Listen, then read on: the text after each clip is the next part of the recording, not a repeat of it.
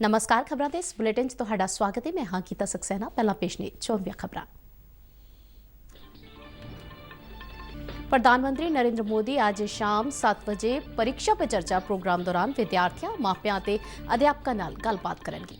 इस प्रोग्राम राही प्रधानमंत्री इम्तिहानां दे मानसिक तनाव तो छुटकारे संबंधी नुक्ते साझे करनगे।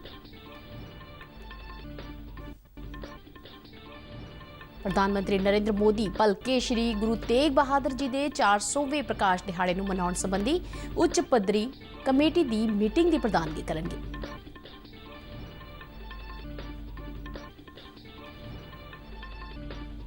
केंद्रीय मंत्रिमंडल वालों सौर ऊर्जा के खेत्र में उत्पादन संबंधी प्रोत्साहन स्कीम नूं मंजूरी सने 3 अहम फैसले किए गए।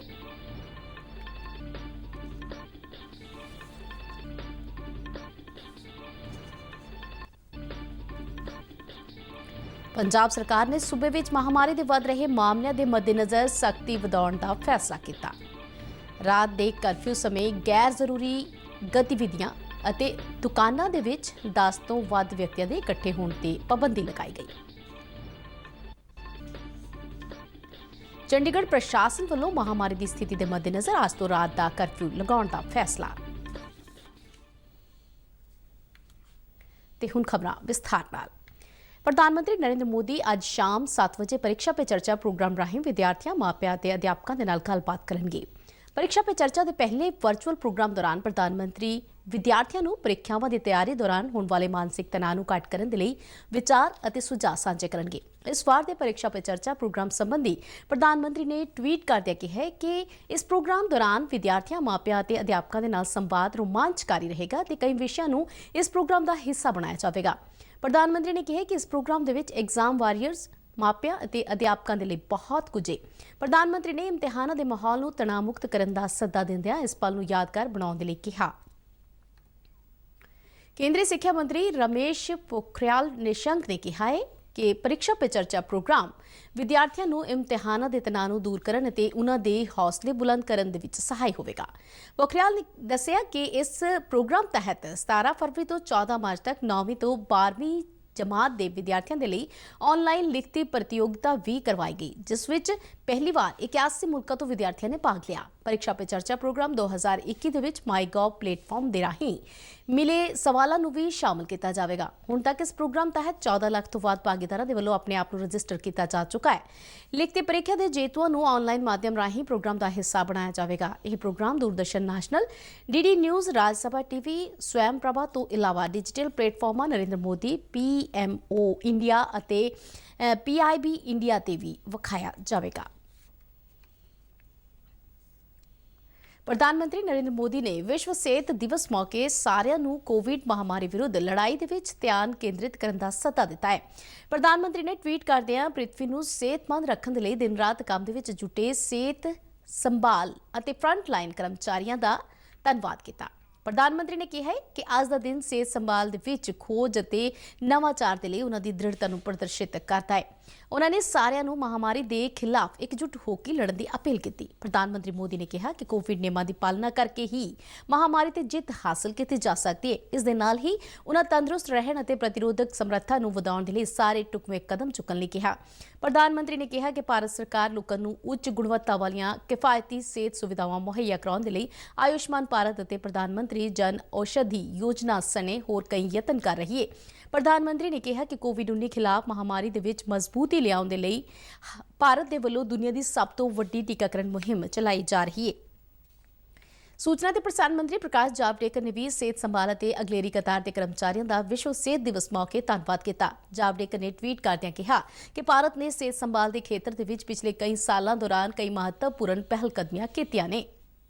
7 अप्रैल 1948 ਦੇ ਵਿੱਚ ਵਿਸ਼ਵ ਸਿਹਤ ਸੰਗਠਨ ਦੀ ਸਥਾਪਨਾ ਤੋਂ ਬਾਅਦ 1950 ਤੋਂ ਇਸ ਦਿਨ ਨੂੰ ਮਨਾਉਣ ਦੀ ਸ਼ੁਰੂਆਤ ਹੋਈ ਸੀ।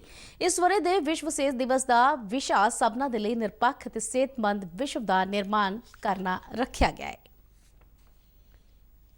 प्रधानमंत्री नरेंद्र मोदी भलके श्री गुरु तेग बहादुर जी के 400वें प्रकाश पुरब ਨੂੰ ਮਨਾਉਣ ਸੰਬੰਧੀ ਉੱਚ ਪੱਧਰੀ ਕਮੇਟੀ ਦੀ ਮੀਟਿੰਗ ਦੀ ਪ੍ਰਧਾਨਗੀ ਕਰਨਗੇ। ਵੀਡੀਓ ਕਾਨਫਰੰਸਿੰਗ ਦੇ ਰਾਹੀਂ ਹੋਣ ਵਾਲੀ ਇਸ ਮੀਟਿੰਗ ਵਿੱਚ ਸਾਲ ਭਰ ਚੱਲਣ ਵਾਲੇ ਗੁਰਪੁਰਬ ਸਮਾਗਮਾਂ ਦੀ ਯੋਜਨਾਬੰਦੀ ਤੇ ਗੱਲ ਕੀਤੀ ਜਾਵੇਗੀ। ਕੇਂਦਰੀ ਗ੍ਰਹਿ ਮੰਤਰੀ ਅਮਿਤ ਸ਼ਾਹ ਵੀ ਇਸ ਵਰਚੁਅਲ ਮੀਟਿੰਗ ਵਿੱਚ ਭਾਗ ਲੈਣਗੇ। ਕੇਂਦਰ ਸਰਕਾਰ ਵੱਲੋਂ ਸ਼੍ਰੀ ਗੁਰੂ ਤੇਗ ਬਹਾਦਰ ਜੀ ਦੇ ਪ੍ਰਕਾਸ਼ ਪੁਰਬ ਨੂੰ ਕੌਮੀ ਪੱਧਰ ਤੇ ਮਨਾਉਣ ਦੇ ਲਈ ਪਿਛਲੇ ਵਰੇ ਉੱਚ ਪੱਧਰੀ ਕਮੇਟੀ ਦਾ ਗਠਨ ਕੀਤਾ ਗਿਆ ਸੀ, ਜਿਸ ਨੂੰ ਸਮਾਗਮਾਂ ਸੰਬੰਧੀ ਨੀਤੀਆਂ ਬਣਾਉਣ, ਯੋਜਨਾਬੰਦੀ ਅਤੇ ਪ੍ਰੋਗਰਾਮ ਸੰਬੰਧੀ ਪ੍ਰਵਾਨਗੀ ਦੇਣ ਦੀ ਜ਼ਿੰਮੇਵਾਰੀ ਸੌਂਪੀ ਗਈ ਸੀ। ਗੁਰਪੁਰਬ ਸਮਾਗਮਾਂ ਦੀ ਦੇਖਰੇਖ ਵੀ ਇਸ ਉੱਚ ਪੱਧਰੀ ਕਮੇਟੀ ਵੱਲੋਂ ਕੀਤੀ ਜਾਵੇਗੀ। 70 ਮੈਂਬਰਾਂ ਵਾਲੇ ਇਸ ਕਮੇਟੀ ਦੀ ਚੇਅਰਮੈਨੀ ਪ੍ਰਧਾਨ ਮੰਤਰੀ ਨੂੰ ਸੌਂਪੀ ਗਈ ਹੈ। ਕੇਂਦਰੀ ਮੰਤਰੀ ਮੰਡਲ ਵੱਲੋਂ ਸੌਰ ਊਰਜਾ ਦੇ ਖੇਤਰ ਦੇ ਵਿੱਚ ਉਤਪਾਦਨ ਸੰਬੰਧੀ ਪ੍ਰੋਤਸਾਹਨ ਸਕੀਮ ਨੂੰ ਮਨਜ਼ੂਰੀ ਸਣੇ 3 ਅਹਿਮ ਫੈਸਲੇ ਲਏ ਗਏ। ਕੇਂਦਰੀ ਵਣਜ ਮੰਤਰੀ ਪਿਊਸ਼ ਗੋਇਲ ਨੇ ਕੈਬਨਿਟ ਦੇ ਫੈਸਲਿਆਂ ਬਾਰੇ ਜਾਣਕਾਰੀ ਦਿੰਦਿਆਂ ਦੱਸਿਆ ਕਿ ਮੰਤਰੀ ਮੰਡਲ ਵੱਲੋਂ ਸੋਲਰ ਪੀਬੀ ਮੋਡਿਊਲ ਦੇ ਵਿੱਚ PLI ਸਕੀਮ ਨੂੰ ਮਨਜ਼ੂਰੀ ਦਿੱਤੀ ਗਈ ਹੈ। ਉਹਨਾਂ ਦੱਸਿਆ ਕਿ 에ਅਰ ਕੰਡੀਸ਼ਨਰ ਅਤੇ LED ਲਾਈਟਾਂ ਲਈ ਵੀ ਪ੍ਰੋਤਸਾਹਨ ਸਕੀਮ ਨੂੰ ਹਰੀ ਝੰਡੀ ਵਿਖਾਈ ਗਈ ਹੈ। ਉਹਨਾਂ ਦੱਸਿਆ ਕਿ ਸਰਕਾਰ ਨੇ ਆਲਮੀ ਪੱਧਰ ਦੀ ਉਤਪਾਦਕਤਾ ਦੇ ਲਈ 13 ਸੈਕਟਰਾਂ ਨੂੰ ਚੁਣਿਆ ਹੈ। ਗੋਇਲ ਨੇ ਕਿਹਾ ਕਿ ਆਤਮ ਨਿਰਭਰ ਭਾਰਤ ਦੇ ਲਈ ਉਤਪਾਦਕਤਾ ਦੇ ਨਾਲ ਸੰਬੰਧਿਤ ਪ੍ਰੋਤਸਾਹਨ ਯੋਜਨਾ ਇੱਕ ਕੇਂਦਰ ਬਿੰਦੂ ਹੈ। ਉਹਨਾਂ ਕਿਹਾ ਕਿ LED ਦੇ ਖੇਤਰ ਦੇ ਵਿੱਚ ਭਾਰਤ ਵਿਸ਼ਵ ਦਾ ਇੱਕ ਅਗਾਂਹਵਧੂ ਦੇਸ਼ ਬਣ ਕੇ ਉੱਭਰ ਰਿਹਾ ਹੈ। ਗੋਇਲ ਨੇ ਕਿਹਾ ਕਿ ਇਨ੍ਹਾਂ ਫੈਸਲਿਆਂ ਨਾਲ ਭਾਰਤ ਨੂੰ ਕੌਮਾਂਤਰੀ ਬਾਜ਼ਾਰ ਦੇ ਵਿੱਚ ਮਜ਼ਬੂਤੀ ਦੇ ਨਾਲ ਸਥਾਪਿਤ ਕਰਨ ਦਾ ਯਤਨ ਕੀਤਾ ਜਾ ਰਿਹਾ ਹੈ। ਉਹਨਾਂ ਦੱਸਿਆ ਕਿ ਇਨ੍ਹਾਂ ਫੈਸਲਿਆਂ ਬਾਰੇ ਸਨਅਤੀ ਖੇਤਰ ਦੇ ਵੱਲੋਂ ਦਿੱਤਾ ਗਿਆ ਫੀਡਬੈਕ ਵੀ ਸਕਾਰਾਤਮਕ ਰਿਹਾ ਹੈ ਅਤੇ ਇਸ ਦੇ ਨਤੀਜੇ ਵੀ ਸਕਾਰਾਤਮਕ ਰਹਿਣ ਦੀ ਉਮੀਦ ਹੈ। शुरुआत में प्रोडक्शन लिंक्ड इंसेंटिव स्कीम को अप्रूवल दी गई थी।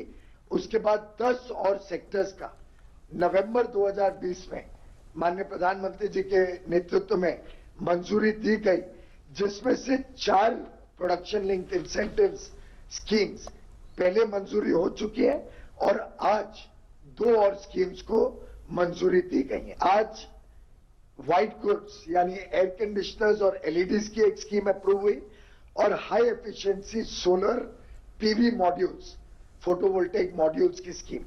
तो एक प्रकार से 6 और स्कीम होके 13 में से 9 स्कीम्स अभी तक अप्रूव हो गई हैं। बाकी 4 भी बड़े एडवांस स्टेज। ਇਸ ਤੋਂ ਇਲਾਵਾ ਜਾਪਾਨ ਦੇ ਇੱਕ ਸੰਸਥਾ ਤੇ ਭਾਰਤ ਦੇ ਪੁਲਾੜ ਵਿਭਾਗ ਵਿਚਾਲੇ ਇੱਕ ਸਮਝੌਤੇ ਨੂੰ ਵੀ ਮਨਜ਼ੂਰੀ ਦਿੱਤੀ ਗਈ ਹੈ। ਸੂਚਨਾ ਤੇ ਪ੍ਰਸਾਰਣ ਮੰਤਰੀ ਪ੍ਰਕਾਸ਼ ਜਾਵੜੇਕਰ ਨੇ ਕੈਬਨਿਟ ਦੇ ਫੈਸਲੇ ਬਾਰੇ ਗੱਲ ਕਰਦਿਆਂ ਕਿਹਾ ਹੈ ਕਿ ਇਹ ਦੇਸ਼ ਦੀ ਆਰਥਿਕ ਰਫ਼ਤਾਰ ਨੂੰ ਵਧਾਉਣਗੇ ਅਤੇ ਆਤਮ ਨਿਰਭਰ ਭਾਰਤ ਵਿੱਚ ਸਹਾਈ ਹੋਣਗੇ। MOU की भी मंजूरी दी है। वो जापान का academic research cooperation and exchange और भारत का national atmospheric research lab department of space, इनके दोनों के बीच हुआ एक अंतरिक्ष समझौते के बारे में मंजूरी दी है। ਪੰਜਾਬ ਸਰਕਾਰ ਨੇ ਸੂਬੇ ਦੇ ਵਿੱਚ ਕੋਵਿਡ ਮਹਾਮਾਰੀ ਦੇ ਵੱਧ ਰਹੇ ਮਾਮਲਿਆਂ ਦੇ ਮੱਦੇਨਜ਼ਰ ਪਾਬੰਦੀਆਂ ਵਧਾਉਣ ਦਾ ਫੈਸਲਾ ਕੀਤਾ ਹੈ। ਮੁੱਖ ਮੰਤਰੀ ਕੈਪਟਨ ਅਮਰਿੰਦਰ ਸਿੰਘ ਨੇ ਸੂਬੇ ਵਿੱਚ ਮਹਾਮਾਰੀ ਦੇ ਟੀਕਾਕਰਨ ਸੰਬੰਧੀ ਸਥਿਤੀ ਦੀ ਸਮੀਖਿਆ ਸੰਬੰਧੀ ਚੰਡੀਗੜ੍ਹ ਵਿੱਚ ਹੋਈ ਮੀਟਿੰਗ ਤੋਂ ਬਾਅਦ ਟਵੀਟ ਰਾਹੀਂ ਜਾਣਕਾਰੀ ਦਿੰਦਿਆਂ ਦੱਸਿਆ ਕਿ ਮਹਾਮਾਰੀ ਦੀ ਰੋਕਥਾਮ ਦੇ ਲਈ ਸਖਤ ਕਦਮ ਉਠਾਏ ਜਾਣਾ ਸਮੇਂ ਦੀ ਲੋੜ ਹੈ। ਮੁੱਖ ਮੰਤਰੀ ਨੇ ਕਿਹਾ ਹੈ ਕਿ ਰੋਗ ਪ੍ਰਤੀਰੋਧਕ ਸਮਰੱਥਾ ਨੂੰ ਮਜ਼ਬੂਤ ਕਰਨ ਦੇ ਲਈ ਟੀਕਾਕਰਨ ਕਰਵਾਉਣਾ ਲਾਜ਼ਮੀ ਹੈ। ਉਨ੍ਹਾਂ ਯੋਗ ਲਾਭਪਾਤਰੀਆਂ ਨੂੰ ਟੀਕਾਕਰਨ ਕਰਵਾਉਣ ਦੀ ਅਪੀਲ ਕਰਦਿਆਂ ਹਰੇਕ ਨਾਗਰਿਕ ਨੂੰ ਕੋਵਿਡ-19 ਨਿਯਮਾਂ ਦੀ ਸਖਤੀ ਦੇ ਨਾਲ ਪਾਲਣਾ ਕਰਨ ਦੇ ਲਈ ਕਿਹਾ। ਪੰਜਾਬ ਸਰਕਾਰ ਵੱਲੋਂ ਵਧਾਈਆਂ ਗਈਆਂ ਪਾਬੰਦੀਆਂ ਮੁਤਾਬਕ ਸੂਬੇ ਦੇ ਵਿੱਚ ਰਾਤ 9 ਵਜੇ ਤੋਂ ਸਵੇਰੇ 5 ਵਜੇ ਤੱਕ ਰਾਤ ਦੇ ਕਰਫਿਊ ਦੌਰਾਨ ਗੈਰ ਜ਼ਰੂਰੀ ਗਤੀਵਿਧੀਆਂ ਤੇ ਪਾਬੰਦੀ ਰਹੇਗੀ। ਇਸ ਤੋਂ ਇਲਾਵਾ ਸ਼ਾਪਿੰਗ ਮਾਲਾਂ ਦੇ ਵਿੱਚ ਦੁਕਾਨਾਂ ਵਿੱਚ 10 ਤੋਂ ਵੱਧ ਵਿਅਕਤੀਆਂ ਨੂੰ ਇਕੱਠੇ ਹੋਣ ਦੀ ਆਗਿਆ ਨਹੀਂ ਹੋਵੇਗੀ। ਵਿਆਹ ਪਾਰਟੀਆਂ ਜਾਂ ਭੋਗ ਜਿਹੇ ਪ੍ਰੋਗਰਾਮਾਂ ਦੇ ਵਿੱਚ ਇਨਡੋਰ 50 ਤੇ ਆਊਟਡੋਰ 100 ਵਿਅਕਤੀਆਂ ਦੀ ਗਿਣਤੀ ਨੂੰ ਸੀਮਤ ਕੀਤਾ ਗਿਆ ਹੈ। ਨਿਰਦੇਸ਼ਾਂ ਮੁਤਾਬਕ 30 ਅਪ੍ਰੈਲ ਤੱਕ ਸੂਬੇ ਦੇ ਵਿੱਚ ਕਿਸੇ ਵੀ ਸਿਆਸੀ ਰੈਲੀ ਜਾਂ ਵੱਡੇ ਇਕੱਠ ਦੀ ਆਗਿਆ ਨਹੀਂ ਹੋਵੇਗੀ। ਨਿਰਦੇਸ਼ਾਂ ਮੁਤਾਬਕ ਨਿਯਮਾਂ ਦੀ ਉਲੰਘਣਾ ਕਰਨ ਵਾਲੇ ਖਿਲਾਫ ਆਫਤ ਪ੍ਰਬੰਧਨ ਅਤੇ ਮਹਾਮਾਰੀ ਐਕਟ ਤਹਿਤ ਕਾਰਵਾਈ ਕੀਤੀ ਜਾਵੇਗੀ। ਦਫ਼ਤਰਾਂ ਦੇ ਵਿੱਚ ਆਉਣ ਵਾਲੇ ਸਾਰੇ ਹੀ ਕਰਮਚਾਰੀਆਂ ਨੂੰ ਮਾਸਕ ਪਹਿਨਣਾ ਲਾਜ਼ਮੀ ਹੋਵੇਗਾ। ਇਸ ਤੋਂ ਇਲਾਵਾ 45 ਸਾਲ ਤੋਂ ਵੱਧ ਉਮਰ ਦੇ ਲੋਕਾਂ ਨੂੰ ਜਲਦ ਤੋਂ ਜਲਦ ਟੀਕਾਕਰਨ ਕਰਵਾਉਣ ਦੀ ਸਲਾਹ ਦਿੱਤੀ ਗਈ ਹੈ। ਮੀਟਿੰਗ ਦੌਰਾਨ ਸੂਬੇ ਦੇ ਵਿੱਚ ਰੋਜ਼ਾਨਾ 2 ਲੱਖ ਤੋਂ ਵੱਧ ਲੋਕਾਂ ਦਾ ਕੋਵਿਡ ਟੀਕਾਕਰਨ ਕਰਨ ਦਾ ਟੀਚਾ ਨਿਰਧਾਰਿਤ ਕੀਤਾ ਗਿਆ ਹੈ। ਚੰਡੀਗੜ੍ਹ ਪ੍ਰਸ਼ਾਸਨ ਵੱਲੋਂ ਕੋਵਿਡ-19 ਕੇਸਾਂ ਦੇ ਵਾਧੇ ਦੇ ਮੱਦੇਨਜ਼ਰ ਅੱਜ ਤੋਂ ਰਾਤ ਦਾ ਕਰਫਿਊ ਲਗਾਉਣ ਦਾ ਫੈਸਲਾ ਕੀਤਾ ਗਿਆ ਹੈ। ਚੰਡੀਗੜ੍ਹ ਦੇ ਪ੍ਰਸ਼ਾਸਕ VP ਸਿੰਘ ਬਦਨੌਰ ਦੀ ਅਗਵਾਈ ਹੇਠ ਹੋਈ ਉੱਚ ਪੱਧਰੀ ਮੀਟਿੰਗ ਦੌਰਾਨ ਕੇਂਦਰ ਸ਼ਾਸਤ ਪ੍ਰਦੇਸ਼ ਦੇ ਵਿੱਚ ਮਹਾਮਾਰੀ ਦੀ ਮੌਜੂਦਾ ਸਥਿਤੀ ਨੂੰ ਧਿਆਨ ਦੇ ਵਿੱਚ ਰੱਖਦਿਆਂ ਰਾਤ ਦਾ ਕਰਫਿਊ ਲਗਾਉਣ ਦਾ ਫੈਸਲਾ ਕੀਤਾ ਗਿਆ ਹੈ, ਜੋ 30 ਅਪ੍ਰੈਲ ਤੱਕ ਲਾਗੂ ਰਹੇਗਾ। ਇਸ ਮਗਰੋਂ ਸਥਿਤੀ ਦੀ ਸਮੀਖਿਆ ਤੋਂ ਬਾਅਦ ਕਰਫਿਊ ਨੂੰ ਅੱਗੇ ਵਧਾਉਣ ਜਾਂ ਖਤਮ ਕਰਨ ਬਾਰੇ ਫੈਸਲਾ ਕੀਤਾ ਜਾਵੇਗਾ। ਕਰਫਿਊ ਦੌਰਾਨ ਜ਼ਰੂਰੀ ਵਸਤਾਂ ਦੀ ਆਵਾਜਾਈ ਵਾਲੇ ਵਾਹਨਾਂ ਨੂੰ ਆਉਣ ਜਾਣ ਦੀ ਆਗਿਆ ਹੋਵੇਗੀ ਅਤੇ ਨਾਲ ਹੀ ਸਿਹਤ ਸੰਭਾਲ ਅਮਲੇ ਅਤੇ ਪੈਰਾਮੈਡੀਕਲ ਸਟਾਫ ਨੂੰ ਵੀ ਰਾਤ ਦੇ ਕਰਫਿਊ ਤੋਂ ਛੋਟ ਦਿੱਤੀ ਗਈ ਹੈ। ਚੰਡੀਗੜ੍ਹ ਪ੍ਰਸ਼ਾਸਨ ਵੱਲੋਂ ਕੋਵਿਡ-19 ਸੰਬੰਧੀ ਢੁਕਵੇਂ ਵਿਵਹਾਰ ਨੂੰ ਅਪਣਾਉਣ ਦੇ ਲਈ ਲੋਕਾਂ ਦੇ ਵਿੱਚ ਜਾਗਰੂਕਤਾ ਵਧਾਉਣ ਸੰਬੰਧੀ ਮੁਹਿੰਮ ਚਲਾਉਣ ਦਾ ਵੀ ਫੈਸਲਾ ਕੀਤਾ ਗਿਆ ਹੈ।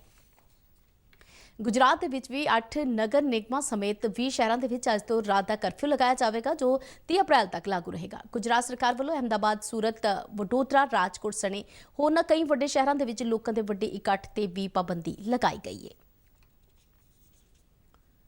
ਦਿੱਲੀ ਹਾਈਕੋਰਟ ਵੱਲੋਂ ਮਾਸਕ ਨਾ ਪਹਿਨਣ ਕਰਕੇ ਚਲਾਨ ਕਰਨ ਸੰਬੰਧੀ ਇੱਕ ਪਟੀਸ਼ਨ ਤੇ ਸੁਣਵਾਈ ਕਰਦਿਆਂ 4 ਪਹੀਆ ਵਾਹਨ ਚਲਾ ਰਹੇ ਇਕੱਲੇ ਵਿਅਕਤੀ ਦੇ ਲਈ ਵੀ ਮਾਸਕ ਨੂੰ ਲਾਜ਼ਮੀ ਕਰਾਰ ਦਿੱਤਾ ਗਿਆ ਹੈ। ਹਾਈਕੋਰਟ ਵੱਲੋਂ ਜਨਤਕ ਸਥਾਨ ਦੀ ਪਰਿਭਾਸ਼ਾ ਦਾ ਦਾਇਰਾ ਵਧਾਉਂਦਿਆਂ ਸੜਕਾਂ ਤੇ ਚੱਲਣ ਵਾਲੇ ਨਿੱਜੀ ਵਾਹਨਾਂ ਨੂੰ ਵੀ ਇਸ ਦੇ ਘੇਰੇ ਦੇ ਹੇਠ ਲਿਆਂਦਾ ਗਿਆ ਹੈ। ਹਾਈਕੋਰਟ ਦੇ ਜਸਟਿਸ ਪ੍ਰਤਿਭਾ ਐਮ ਸਿੰਘ ਦੀ ਅਗਵਾਈ ਵਾਲੇ ਸਿੰਗਲ ਜੱਜ ਬੈਂਚ ਨੇ ਪਟੀਸ਼ਨ ਤੇ ਸੁਣਵਾਈ ਕਰਦਿਆਂ ਕਿਹਾ ਹੈ ਕਿ ਮਾਸਕ ਮਹਾਮਾਰੀ ਦੀ ਰੋਕਥਾਮ ਦੇ ਲਈ ਇੱਕ ਸੁਰੱਖਿਆ ਕਵਚ ਦੀ ਤਰ੍ਹਾਂ ਹੈ ਜਿਸ ਨੂੰ ਕਾਰ ਚਲਾਉਂਦੇ ਸਮੇਂ ਇਕੱਲੇ ਵਿਅਕਤੀ ਨੂੰ ਵੀ ਪਹਿਨਣਾ ਚਾਹੀਦਾ ਹੈ। ਅਦਾਲਤ ਦੇ ਵੱਲੋਂ ਜਨਤਕ ਥਾਵਾਂ ਤੋਂ ਇਲਾਵਾ ਬਜ਼ੁਰਗ ਨਾਗਰਿਕਾਂ ਅਤੇ ਹੋਰਨਾਂ ਬਿਮਾਰੀਆਂ ਤੋਂ ਪੀੜਤ ਲੋਕਾਂ ਕੋਲ ਜਾਣ ਸਮੇਂ ਵੀ ਮਾਸਕ ਪਹਿਨਣ ਦਾ ਸੁਝਾਅ ਦਿੱਤਾ ਗਿਆ ਹੈ। ਨਿੱਜੀ ਵਾਹਨ ਚਲਾਉਂਦੇ ਸਮੇਂ ਮਾਸਕ ਨਾ ਪਹਿਨਣ ਕਰਕੇ ਹੋਣ ਵਾਲੇ ਚਲਾਨ ਸੰਬੰਧੀ ਦਿੱਲੀ ਹਾਈਕੋਰਟ ਦੇ ਵਿੱਚ ਕਈ ਪਟੀਸ਼ਨਾਂ ਦਾਖਲ ਕੀਤੀਆਂ ਗਈਆਂ ਸਨ ਜਿਨ੍ਹਾਂ ਨੂੰ ਅੱਜ ਸੁਣਵਾਈ ਤੋਂ ਬਾਅਦ ਮੈਰਿਟ ਦੇ ਆਧਾਰ ਤੇ ਤੁਰੰਤ ਪ੍ਰਭਾਵ ਨਾਲ ਰੱਦ ਕਰ ਦਿੱਤਾ ਗਿਆ ਹੈ। ਪੂਰਬੀ ਲੱਦਾਖ ਦੇ ਵਿੱਚ ਅਸਲ ਕੰਟਰੋਲ ਰੇਖਾ ਤੇ ਤਣਾਅ ਵਾਲੇ ਬਿੰਦੂਆਂ ਤੋਂ ਫੌਜਾਂ ਪਿੱਛੇ ਹਟਾਉਣ ਦੀ ਕਾਰਵਾਈ ਨੂੰ ਅੱਗੇ ਵਧਾਉਣ ਦੇ ਲਈ ਭਾਰਤ ਅਤੇ ਚੀਨ ਵਿਚਾਲੇ 11ਵੇਂ ਗੇੜ ਦੀ ਕੋਰ ਕਮਾਂਡਰ ਪੱਧਰ ਦੀ ਗੱਲਬਾਤ 9 ਅਪ੍ਰੈਲ ਨੂੰ ਚਸ਼ੂਲ ਵਿਖੇ ਹੋਵੇਗੀ। ਰੱਖਿਆ ਸੂਤਰਾਂ ਵੱਲੋਂ ਦਿੱਤੀ ਗਈ ਜਾਣਕਾਰੀ ਮੁਤਾਬਕ ਇਸ ਮੀਟਿੰਗ ਦੌਰਾਨ ਲੱਦਾਖ ਦੇ ਤਣਾਅ ਵਾਲੇ ਬਿੰਦੂਆਂ ਗੋਗਰਾ, ਹਾਰਟ ਸਪ੍ਰਿੰਗਸ ਅਤੇ ਦੇਪਸਾਂਗ ਬਾਰੇ ਗੱਲਬਾਤ ਕੀਤੀ ਜਾਵੇਗੀ। ਭਾਰਤ ਦੀ ਤਰਫੋਂ ਵਫਦ ਦੀ ਅਗਵਾਈ ਫੌਜ ਦੀ 14ਵੀਂ ਕੋਰ ਦੇ commander lieutenant general PGK Menon ਕਰਨਗੇ। ਭਾਰਤੀ ਵਿਦੇਸ਼ ਮੰਤਰਾਲੇ ਵੱਲੋਂ ਪਹਿਲਾਂ ਹੀ ਅਸਲ ਕੰਟਰੋਲ ਰੇਖਾ ਦੇ ਸਾਰੇ ਤਣਾਅ ਵਾਲੇ ਬਿੰਦੂਆਂ ਤੋਂ ਫੌਜਾਂ ਨੂੰ ਪਿੱਛੇ ਹਟਾਉਣ ਦਾ ਅਮਲ ਜਲਦ ਤੋਂ ਜਲਦ ਪੂਰਾ ਕਰਨ ਦੀ ਗੱਲ ਆਖੀ ਗਈ ਸੀ ਅਤੇ ਦੋਵੇਂ ਹੀ ਦੇਸ਼ ਇਸ ਪ੍ਰਕਿਰਿਆ ਨੂੰ ਅੱਗੇ ਵਧਾਉਣ ਦੇ ਲਈ ਗੱਲਬਾਤ ਜਾਰੀ ਰੱਖਣ ਤੇ ਸਹਿਮਤ ਹੋਏ ਸਨ। 10ਵੇਂ ਗੇੜ ਦੀ ਕੋਰ ਕਮਾਂਡਰ ਪੱਧਰ ਦੀ ਗੱਲਬਾਤ ਚੀਨ ਵਾਲੇ ਪਾਸੇ ਮੋਲਦੋ ਵਿੱਚ ਹੋਈ ਸੀ। ਪੱਛਮੀ ਬੰਗਾਲ ਦੇ ਵਿੱਚ ਚੌਥੇ ਗੇੜ ਤਹਿਤ 10 ਅਪ੍ਰੈਲ ਨੂੰ ਪੁਆਈਆਂ ਜਾਣ ਵਾਲੀਆਂ ਵੋਟਾਂ ਦੇ ਮੱਦੇਨਜ਼ਰ ਸੂਬੇ ਦੇ ਵਿੱਚ ਚੋਣ ਪ੍ਰਚਾਰ ਭਖਿਆ ਹੋਇਆ ਹੈ। ਇਸ ਗੇੜ ਤਹਿਤ ਪੱਛਮੀ ਬੰਗਾਲ ਦੇ 5 ਜ਼ਿਲ੍ਹਿਆਂ ਹੁਗਲੀ, ਹਾਵੜਾ, ਦੱਖਣੀ 24 ਪਰਗਨਾ, ਕੂਚ ਬਿਹਾਰ ਅਤੇ ਅਲੀਪੁਰ ਦੁਆਰ ਦੀਆਂ 44 ਵਿਧਾਨ ਸਭਾ ਸੀਟਾਂ ਤੇ ਚੋਣਾਂ ਕਰਵਾਈਆਂ ਜਾਣਗੀਆਂ। ਇਸ ਗੇੜ ਤਹਿਤ ਖੁੱਲ੍ਹਾ ਚੋਣ ਪ੍ਰਚਾਰ ਕੱਲ੍ਹ ਸ਼ਾਮ ਤੱਕ ਸਮਾਪਤ ਹੋ ਜਾਵੇਗਾ। ਇਸ ਤੋਂ ਇਲਾਵਾ ਪੱਛਮੀ ਬੰਗਾਲ ਵਿੱਚ 5ਵੇਂ ਅਤੇ 6ਵੇਂ ਗੇੜ ਦੀਆਂ ਚੋਣਾਂ ਦੇ ਲਈ ਵੀ ਚੋਣ ਪ੍ਰਚਾਰ ਭਖ ਰਿਹਾ ਹੈ। ਇਹਨਾਂ ਦੋਹਾਂ ਗੇੜਾਂ ਤਹਿਤ 88 ਵਿਧਾਨ ਸਭਾ ਸੀਟਾਂ ਤੇ ਚੋਣਾਂ ਕਰਵਾਈਆਂ ਜਾਣਗੀਆਂ। ਤੀਜੇ ਗੇੜ ਤਹਿਤ ਕਰਵਾਈਆਂ ਜਾਣ ਵਾਲੀਆਂ ਵਿਧਾਨ ਸਭਾ ਚੋਣਾਂ ਦੇ ਵਿੱਚ ਮੁੱਖ ਮੁਕਾਬਲਾ ਭਾਰਤੀ ਜਨਤਾ ਪਾਰਟੀ ਅਤੇ ਤ੍ਰਿਣਮੂਲ ਕਾਂਗਰਸ ਵਿਚਾਲੇ ਮੰਨਿਆ ਜਾ ਰਿਹਾ ਹੈ। ਸਾਰੀਆਂ ਸਿਆਸੀ ਪਾਰਟੀਆਂ ਦੇ ਸਟਾਰ ਪ੍ਰਚਾਰਕਾਂ ਵੱਲੋਂ ਆਪੋ ਆਪਣੇ ਉਮੀਦਵਾਰਾਂ ਦੇ ਹੱਕ ਦੇ ਵਿੱਚ ਚੋਣ ਰੈਲੀਆਂ ਤੇ ਜਨਤਕ ਮੀਟਿੰਗਾਂ ਕੀਤੀਆਂ ਜਾ ਰਹੀਆਂ ਨੇ।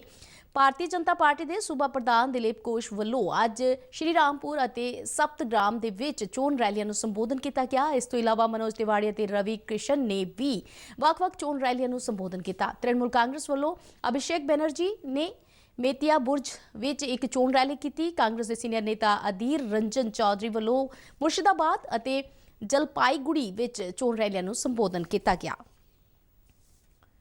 ਪ੍ਰਧਾਨ ਮੰਤਰੀ ਮੁਦਰਾ ਯੋਜਨਾ ਤਹਿਤ 68% ਕਰਜ਼ੇ ਮਹਿਲਾ ਉਦਮੀਆਂ ਦੇ ਲਈ ਜਾਰੀ ਕੀਤੇ ਗਏ ਨੇ।